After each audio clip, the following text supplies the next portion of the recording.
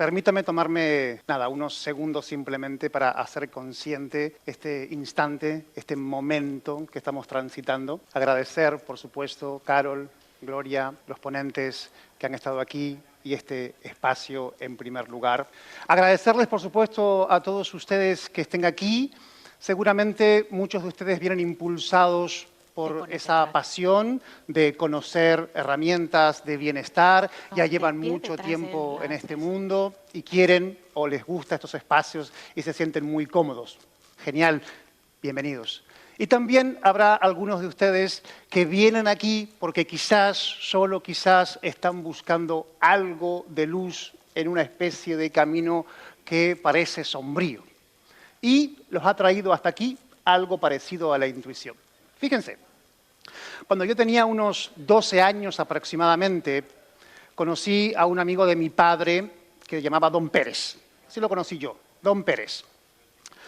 Don Pérez nació y vivió prácticamente toda su vida en La Pampa, Argentina, que es el lugar típico de los gauchos, estas personas que pasan mucho tiempo en el campo, trabajando con el ganado y con los caballos. En una ocasión, Don Pérez contó una anécdota que jamás olvidé.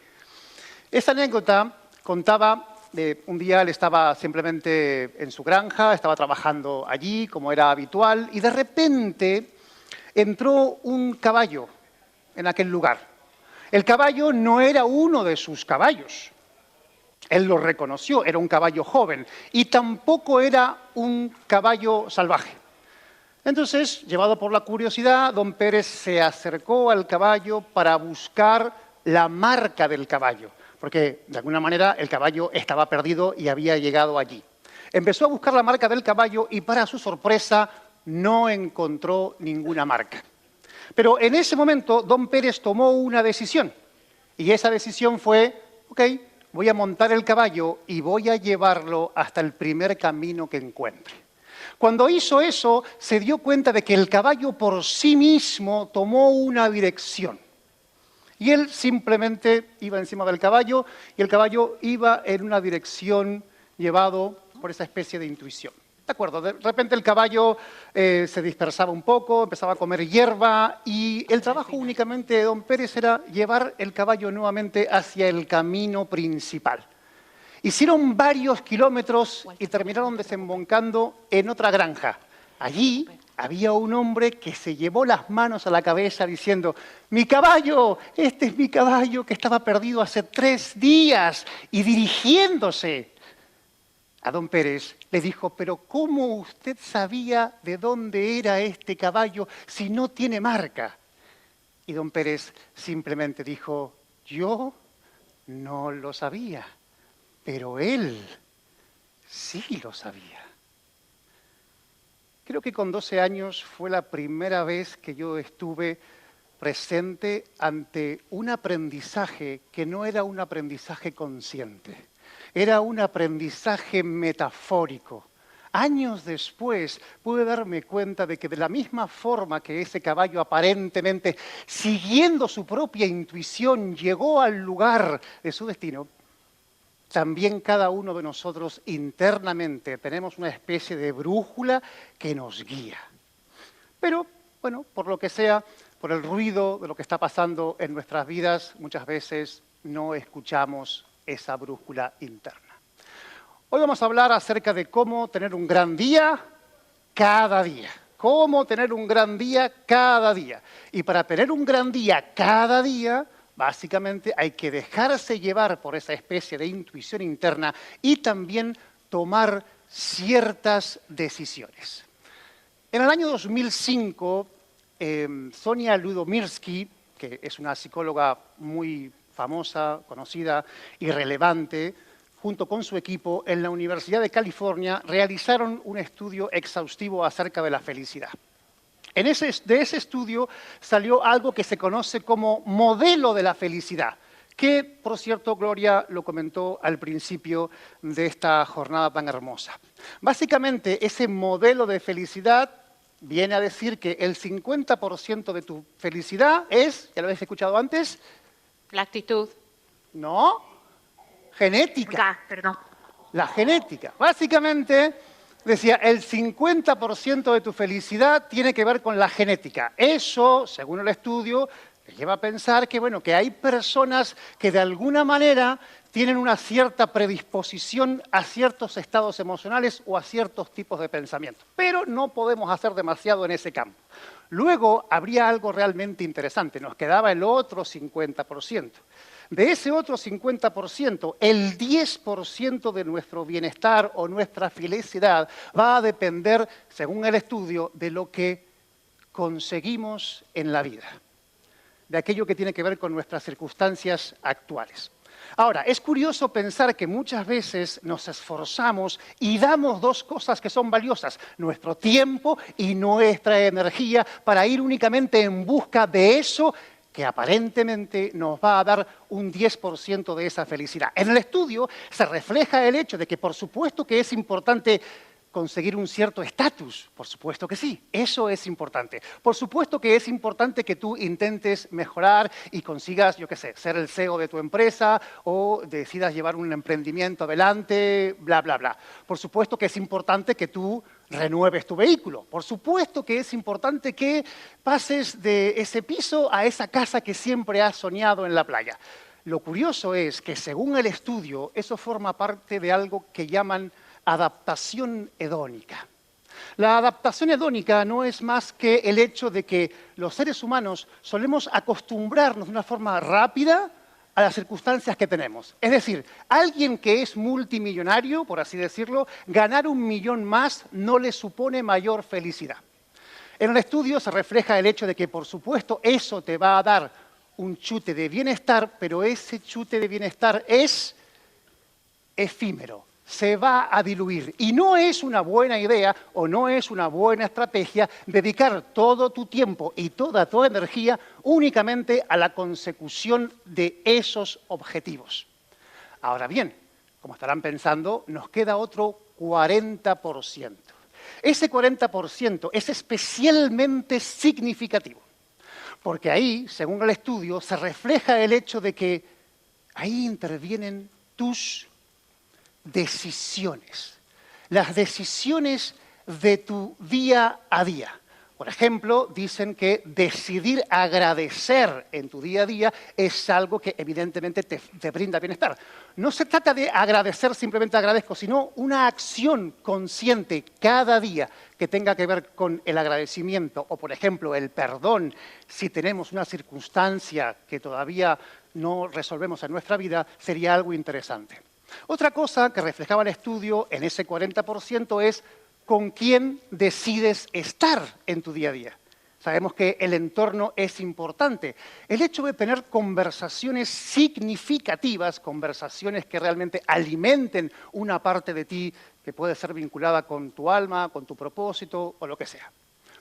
Y otra parte importante del estudio hablaba de que dentro de esas decisiones tienes que decidir que tú eres importante y que estás cumpliendo un papel en esto. Y por supuesto, no hablamos de que esto sea la verdad absoluta, no deja de ser uno entre tantos estudios más.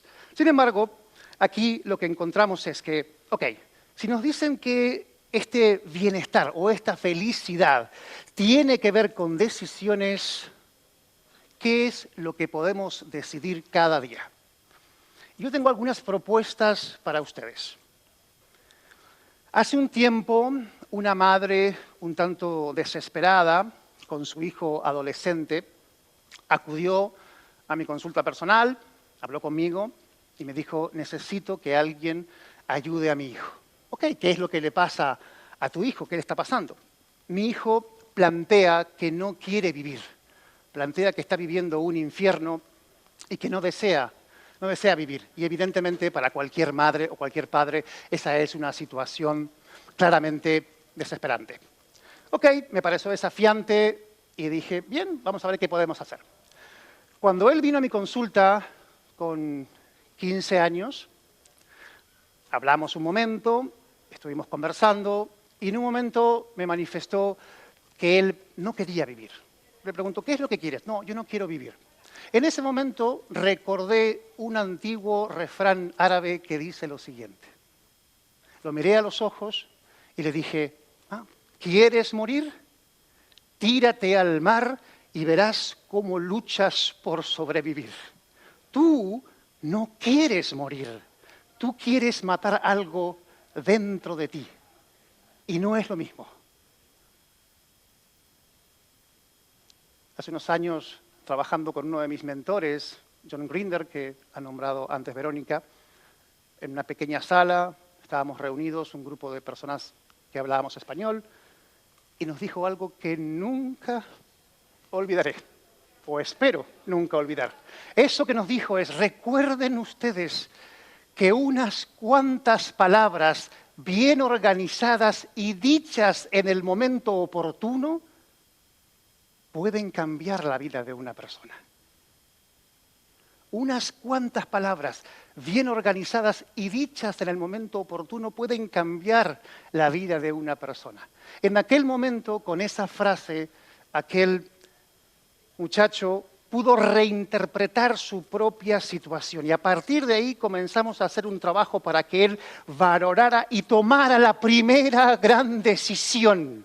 La primera gran decisión es, decides que la creencia de todas las creencias es la creencia sobre tu propia autoestima.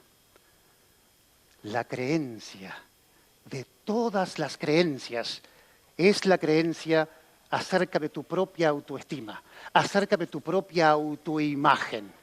Y lo he transitado muchas veces y lo he visto muchas veces. Personas brillantes, personas con muchísimos talentos, rodeadas de otras personas que pueden observar ese talento y se lo transmiten una y otra vez. Sin embargo, estas personas encerradas en una percepción, no en la realidad, en una percepción de ellos mismos, desestiman y no pueden ver eso.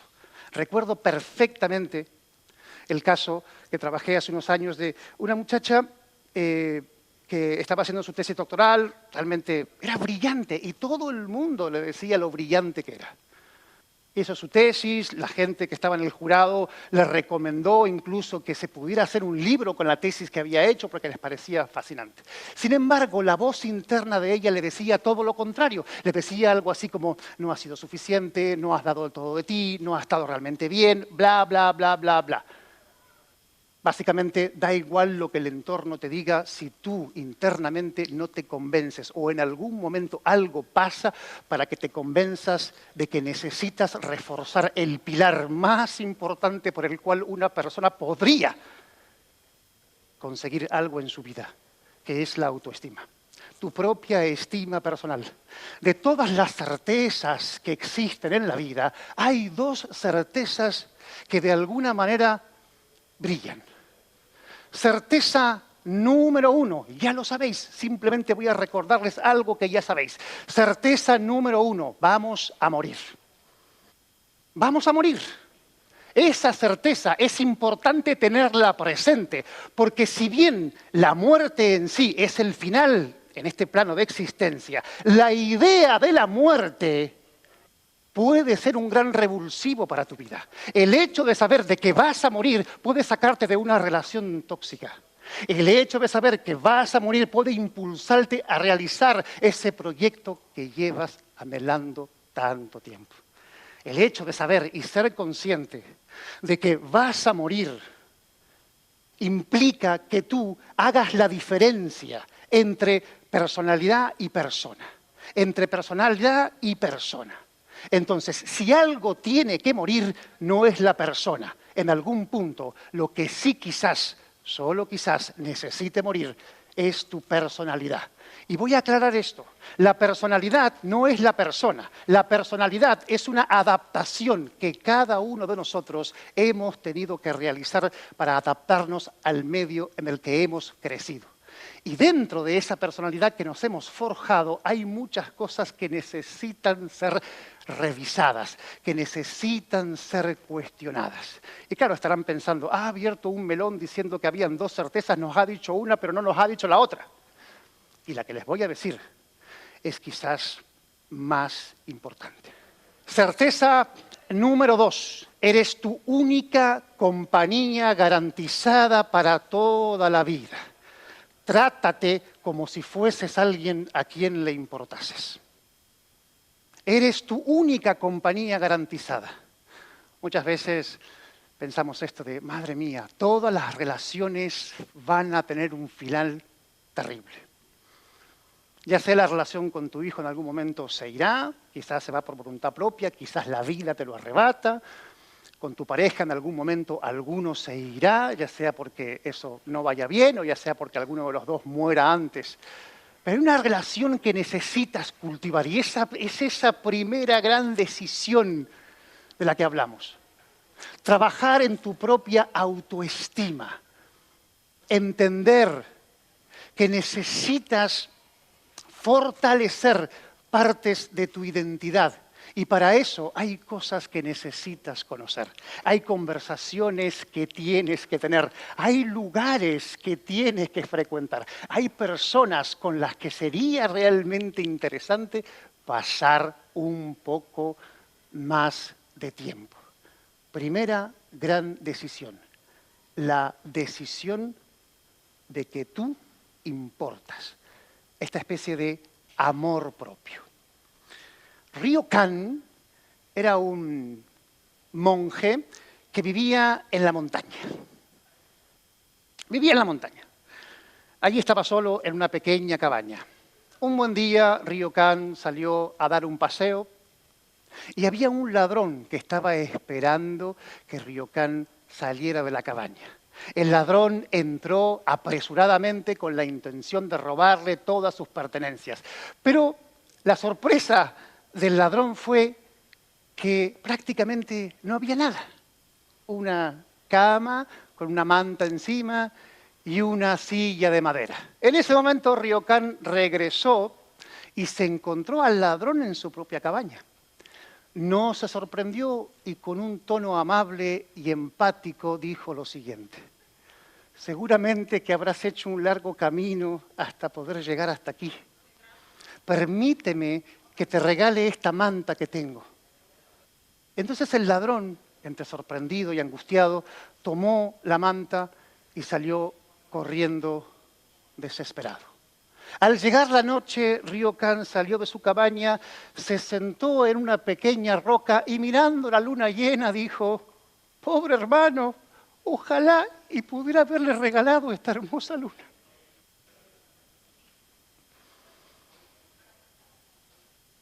Lo más hermoso que tenemos no son nuestras pertenencias.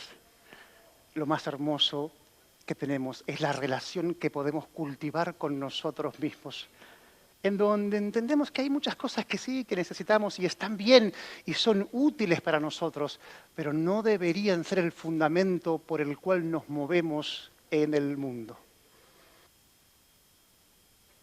¿Queréis conocer otra gran decisión para que nuestro día sea un gran día?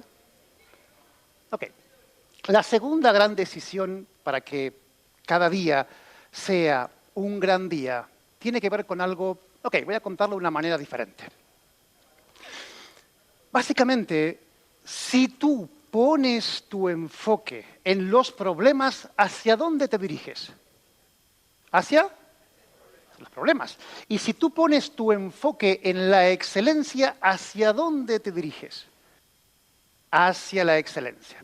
Hace un tiempo, en el Congreso de Inteligencia Emocional y Bienestar, que se realizó aquí en Zaragoza, de hecho, el próximo año, año 25, también toca Congreso Internacional de Bienestar aquí en Zaragoza.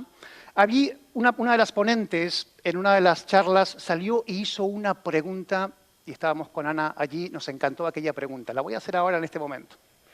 Ella comentó un caso habitual: te levantas por la mañana, sales de casa, y en ese momento, cuando sales de casa, te haces esta pregunta: ¿vivo en un mundo confiable o vivo en un mundo del que tengo que defenderme?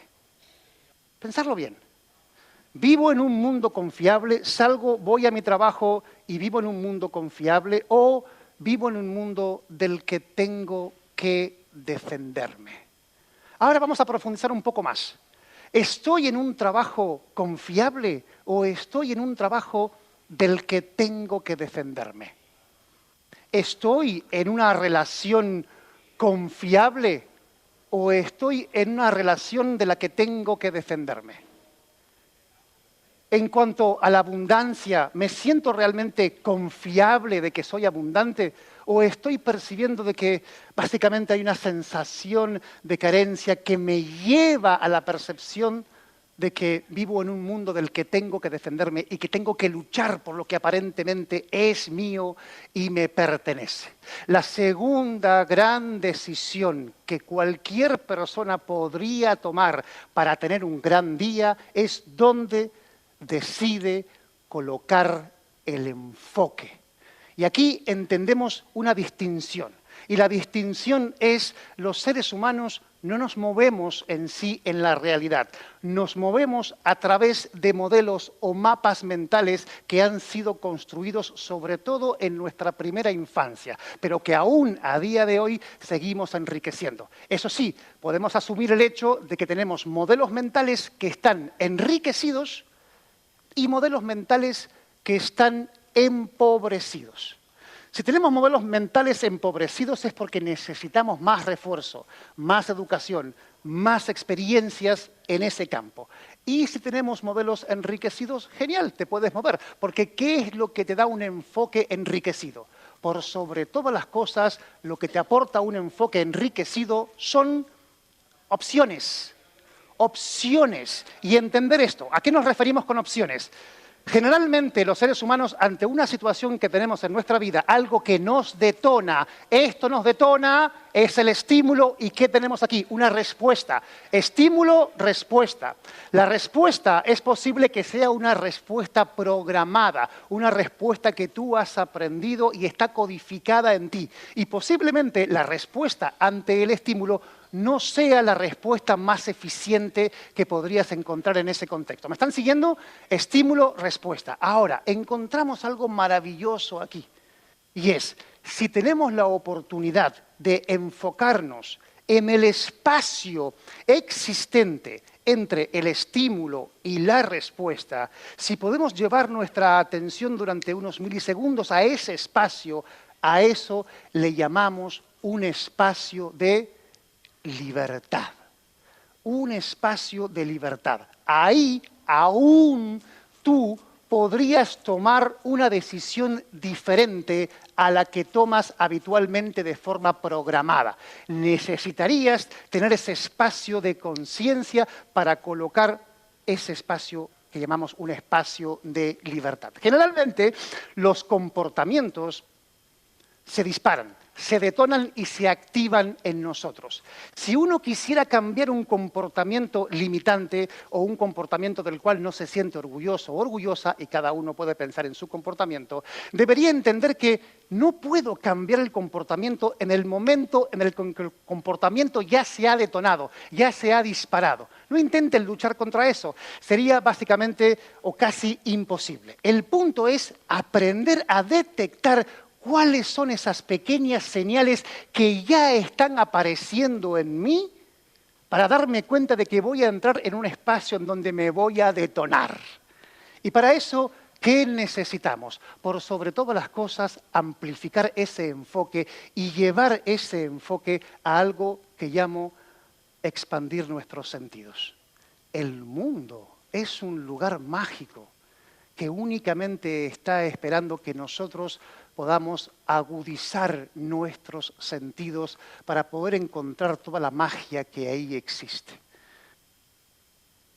Entonces, si decidimos de alguna manera llevar ese enfoque a aquello que nos brinda oportunidades, que nos brinda posibilidades, entendemos que el ser humano es el ser que se hace a sí mismo. El ser que no está determinado.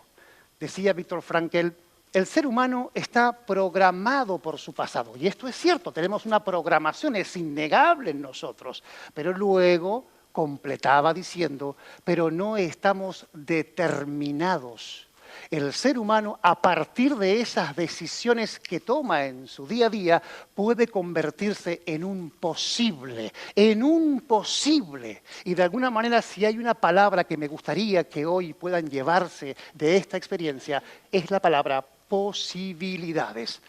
¿Cuáles son mis posibles? Que son diversos, que de alguna manera ya están expandiéndose en eso que determinamos y llamamos futuro. Es evidente que en vuestro futuro hay un posible en el que ustedes son personas sanas, en el que ustedes son personas que tienen conversaciones significativas, en el que ustedes son personas que tienen ciertos proyectos que les ilusionan. Hay un futuro que es posible en el que ustedes han entendido a una edad temprana que es diferente sentirse solo y estar solo. A eso le llamamos acumular recursos en ti. Pero también dentro de esos posibles que se abren para ti está la posibilidad de que tú, quizás en una edad avanzada, algo que hoy en día haces de forma cotidiana, como por ejemplo dirigirte a coger una botella de agua. Eso hoy en día lo haces sin problema. No tienes que hacerte ningún tipo de preguntas, simplemente vas, accionas y coges una botella de agua, ¿sí o no? Ok, pero ¿qué pasaría si dentro de su futuro está latente el posible de que esa simple acción, la simple acción de levantarse e ir a por una botella de agua, sea todo un acontecimiento en sí mismo? Y ustedes harían consciente cada uno de sus músculos y harían consciente los dolores que quizás están atravesando en su cuerpo y se dirigirían lentamente hacia esa botella de agua. Y antes era algo cotidiano, algo fácil de hacer, y ahora se ha convertido en un desafío en sí mismo. ¿De qué depende entonces que eso sea un posible para ustedes? En gran medida depende de la decisión de enfocarte en que tu cuerpo importa. Y pocas cosas tienen más evidencia científica que el hecho de cultivar un entrenamiento diario. Ya sea que vayas a caminar, que vayas a correr o que entrenes en el gimnasio cada día, da igual. Pero si de alguna manera están aquí es porque quieren aplicar aquello que funciona. Y hay algo que es innegable, eso funcionará. Entonces la invitación es que ustedes puedan enfocarse en su futuro y entender que hay algunas cosas que necesitamos dejar de lado. Hay algunos peligros que conlleva el hecho de transitar una existencia humana, claro que sí. Uno de esos peligros es caer en el conformismo. Y estos peligros, de los cuales les hablo, son peligros que luego terminan creando algo llamado vacío existencial, que por cierto es la epidemia silenciosa del siglo XXI. ¿Y por qué es silenciosa? Bueno, posiblemente tu hijo está atravesando un vacío existencial, pero no eres consciente de ello. Posiblemente tu padre atraviesa un vacío existencial, posiblemente tu pareja atraviesa un vacío existencial, pero no lo has hecho consciente. Entonces, el conformismo, según la logoterapia y según todo el trabajo de Viktor Frankl, es una de las raíces que podría llevarte a un vacío existencial. Otra cosa que funciona como una raíz del vacío existencial, y esta me encanta especialmente, es la falta de un proyecto a futuro. La falta de un proyecto a futuro. Lo curioso es que cada vez que abordamos el hecho de un proyecto a futuro, lo que suele venirnos a la cabeza es un emprendimiento. Es como realizar algo fuera de mí. Pero ¿qué tal si cuando hablamos de proyecto, hablamos de ti como proyecto? Tú eres tu proyecto más importante, eres tu proyecto más valioso. Y hay algunas cosas que necesitarías aprender para que ese proyecto sea un proyecto que esté constantemente vivo, constantemente latente. Y no sabemos si perderás la vida antes de conseguir convertirte en eso que aspiras. Pero lo hermoso es que de la misma forma que actúa una utopía, porque una utopía tú simplemente no puedes alcanzarla, es algo que es utópico, te inspira, te gusta, te emociona, pero sabes que no lo puedes conseguir. Y cuando tú avanzas, esa ilusión utópica también avanza y se aleja de ti. Y de repente tú avanzas otros 5 pasos y esa idea utópica se aleja otros 5 pasos.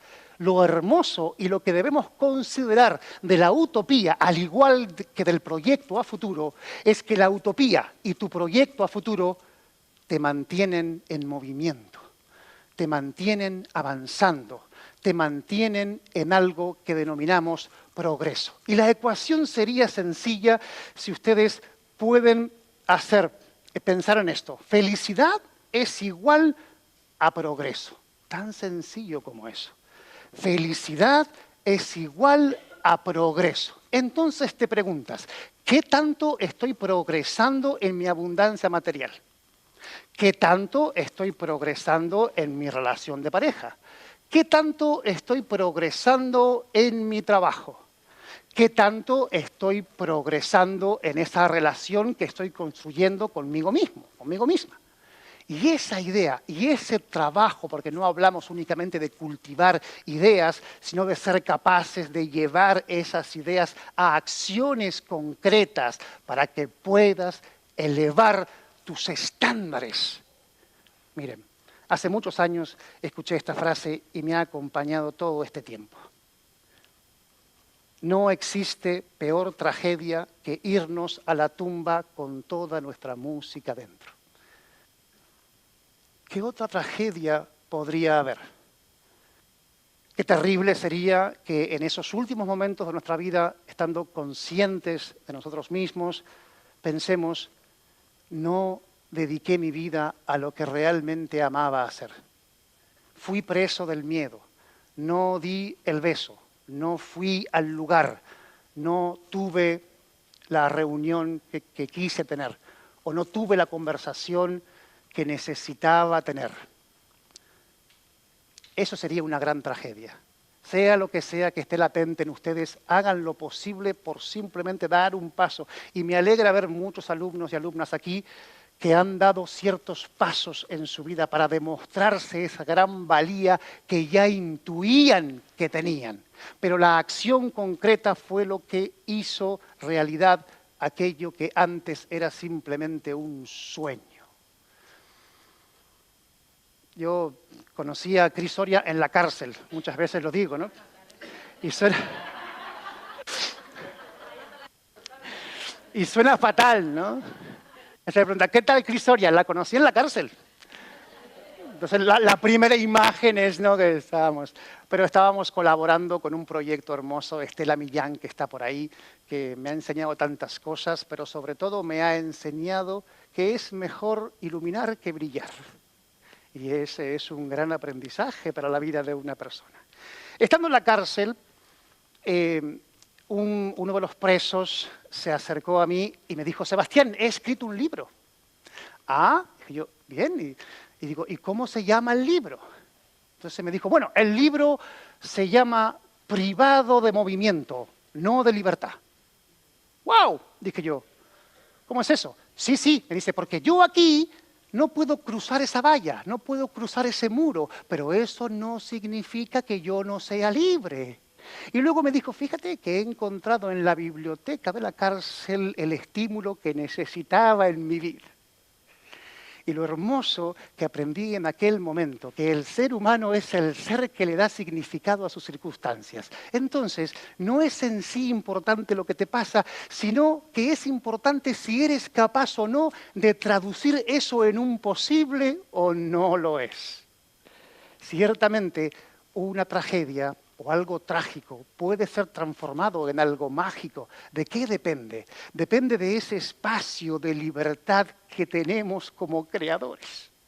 Y si hubiera algo que pudiera otorgarles como una especie de don o talento o algo que pudiera hacer por las personas, simplemente sería el hecho de la capacidad de otorgarte significados que te impulsen, no significados que te lleven hacia atrás en tu vida o te hagan sentir una víctima. En mi caso personal, crecí con un padre con trastorno bipolar, pero eso, lejos de haber sido una circunstancia negativa en mi vida, me enseñó grandes cosas. Mi padre era un gran contador de historias.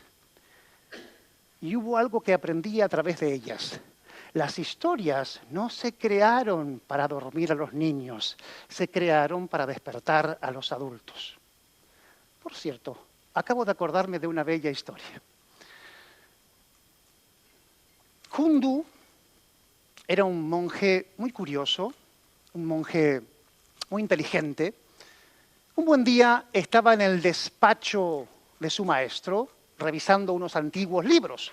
De repente Kundu se da la vuelta y pasa a llevar una antigua y muy valiosa taza de porcelana que era de su maestro. La taza cae al suelo y se rompe en 5 trozos. En ese momento Kundu escucha que su maestro viene en dirección al despacho y lo que hace rápidamente es recoger los trozos de taza, lo coloca detrás de su cuerpo y cuando su maestro aparece, Kundu pregunta: Maestro, ¿cuál es la enseñanza más importante de todas?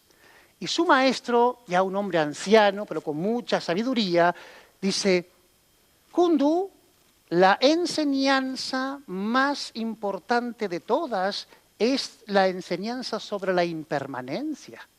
Todo lo que comienza, acaba. A todo le llega su final. En ese momento Kundu saca los trozos de taza y dice: Maestro, a su taza le ha llegado su final.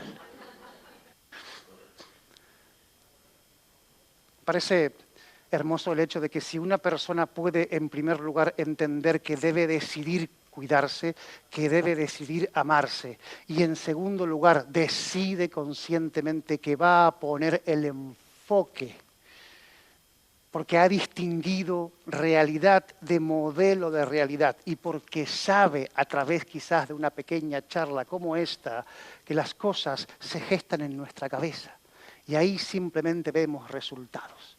Miren, hay algo que me apasiona últimamente y suelo trabajar mucho acerca de las creencias limitantes, cómo se gestan y cómo encontramos evidencias de ellas. Pero muchas veces me he dado cuenta de que las personas intentan modificar sus creencias en el momento presente. Y eso es un craso error, porque cuando tu creencia limitante, tu idea que parte de un enfoque erróneo, equivocado, se está manifestando, tú no puedes cambiarla en el presente porque es un eco. Es decir, los resultados que hoy en día estáis teniendo en vuestra vida, los resultados tanto personales como profesionales, son un eco, son un reflejo de vuestras creencias limitantes, también de aquellas que son potenciadoras, cierto es, pero vamos a centrarnos en el campo de lo limitante. Es un eco, es un reflejo, y si es un eco y es un reflejo, ¿cómo yo pretendo cambiarla en este punto? No puedo, es como... Tengo un espejo aquí delante, imagínense, me estoy viendo en el espejo y estoy viendo que tengo una mancha en la cara. Pero yo intento quitarle la mancha al espejo. Y entonces intento quitar la mancha al espejo, pero no me doy cuenta de que necesito abordar un campo insondable y maravilloso llamado inconsciente.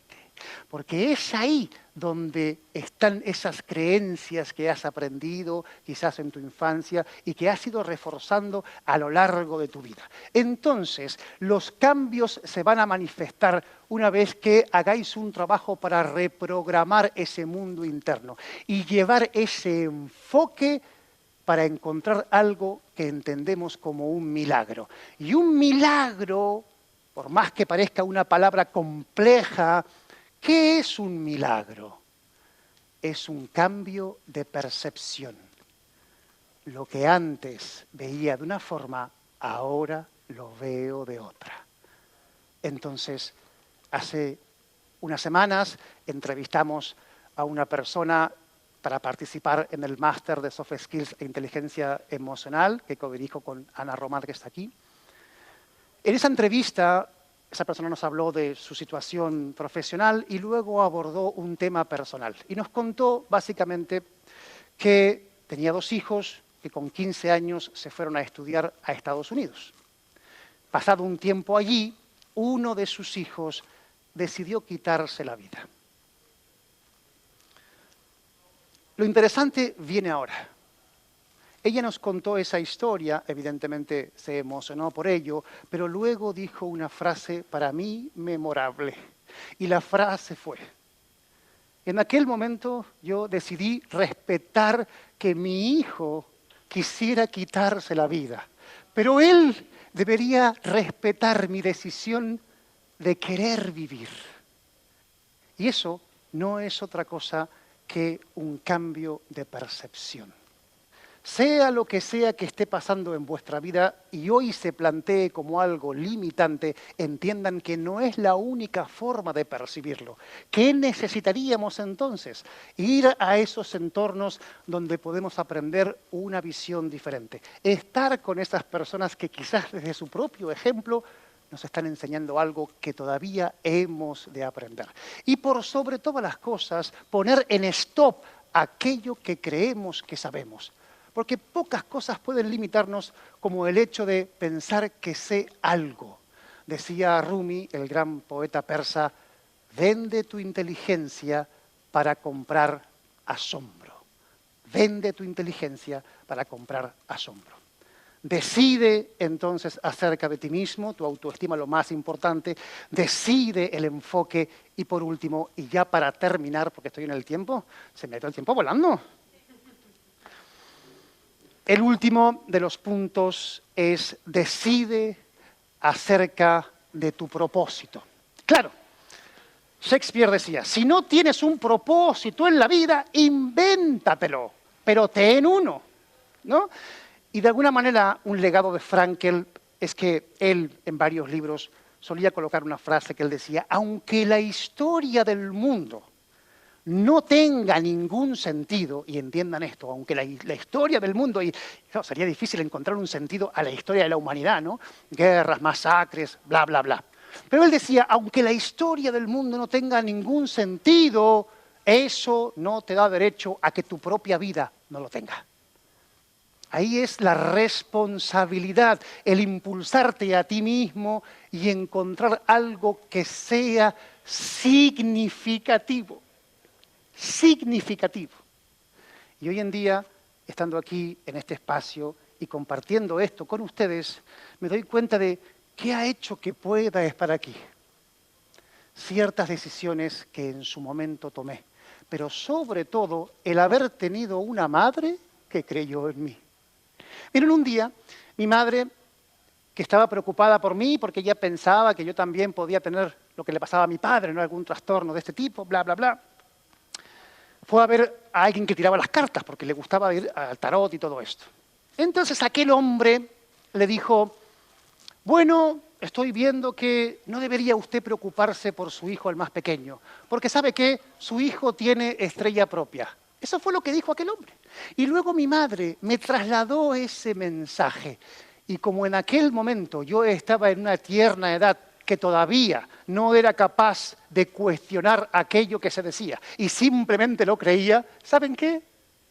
Decidí creerlo. Y soy consciente perfectamente de que no hay ninguna estrella propia. La vida es lo que haces y lo que decides a cada momento. Entonces, decidan por ustedes y decidan enfocarse en aquello que les otorga sentido. Muchísimas gracias. Ha sido un gusto.